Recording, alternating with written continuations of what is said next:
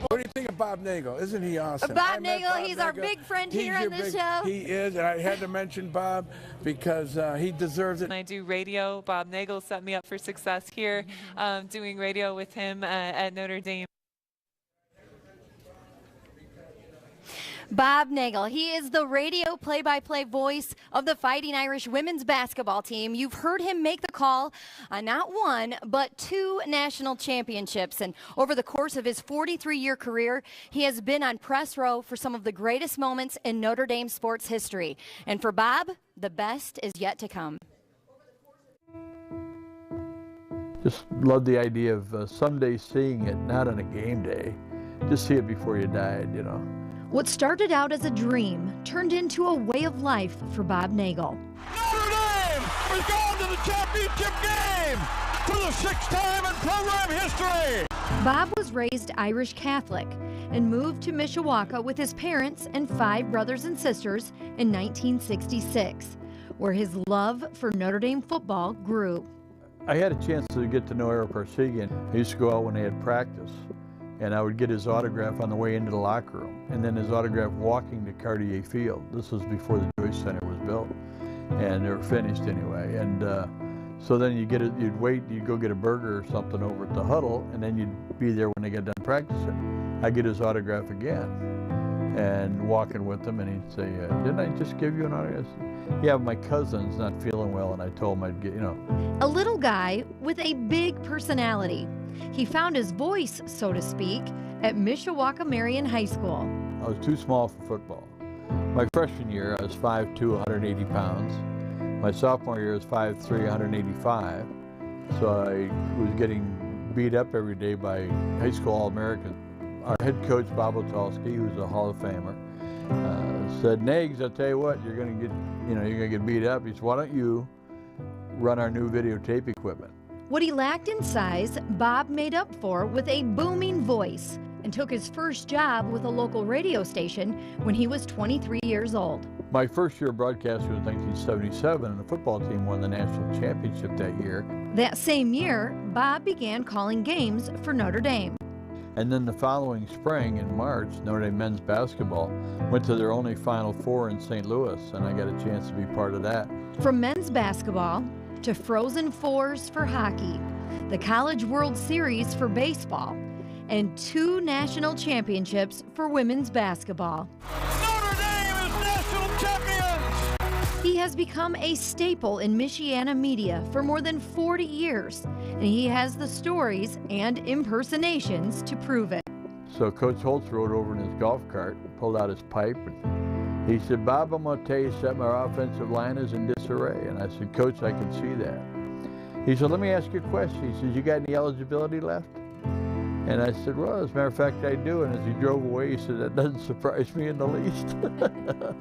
You can find Bob on Notre Dame's campus most days. The other question I had is about the patience that sometimes you really need to show, as you did against Louisville, as you did Saturday. I thought you were talking about my patience. Well, Thank you. While Bob was living out his dream at Notre Dame, his father realized a lifelong dream of his own. My father was involved when his last 9 years of his life, he was the superintendent for Ellerby Architects on campus, was involved in building about a dozen buildings out there. And he said, "I always told my mother I'd go to Notre Dame someday, and I go every day now." That love for Notre Dame was passed down through generations. 2 of Bob's 3 children work at Notre Dame now, and his wife, Mary Carroll, just retired after 42 years at the university. If his eyesight gets any worse, we're going to make him an ACC official. Yeah, good puppy. As they sit on the porch of his childhood home, where he raised his own family, they're embracing the next chapter of life, and he contemplates his own future, borrowing from his friend Lou Holtz. The secret to success is to find something you love to do and see if somebody will pay you to do it. So I don't want to retire. I always used to get mad at Harry Carey and Jack Brickhouse. Why don't you guys retire? You're 75 or whatever. But I totally get it now. I mean, you love what you do. I love preparing for games. I love to travel and seen so many great moments. It's really been phenomenal. I think Lou Holtz had a famous saying that if you do what you love to do for a living, you don't ever go to work. So I'm not sure I've been to work yet.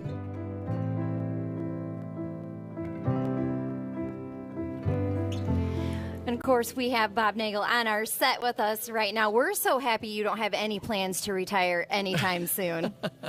Well, I don't know. I don't fit into a lawn chair very well, so I don't know if I want to do that. But I just, I do enjoy it. You know, I had some time as one of the sports anchors here in town, and you do 4-minute segments 3 times a day. It wasn't quite the same, but when you're doing games, man, the preparation and getting to know. I think about so many players and coaches that we've had relationships with over the years. You really value that, and that's just a real fun part of it. And it's been a tremendous run for a guy who would probably do it for nothing, but you know, they've actually been paying me, so it's a good deal. Now, I do have one question for you coming out of that story. You mean to tell me you were 5'2" in high school? I'm not buying that for a second. Well, one of my problems is I'm Irish, so we're late developers. But I was 17 when I graduated from high school. Between my junior and senior year, I grew about 10 inches.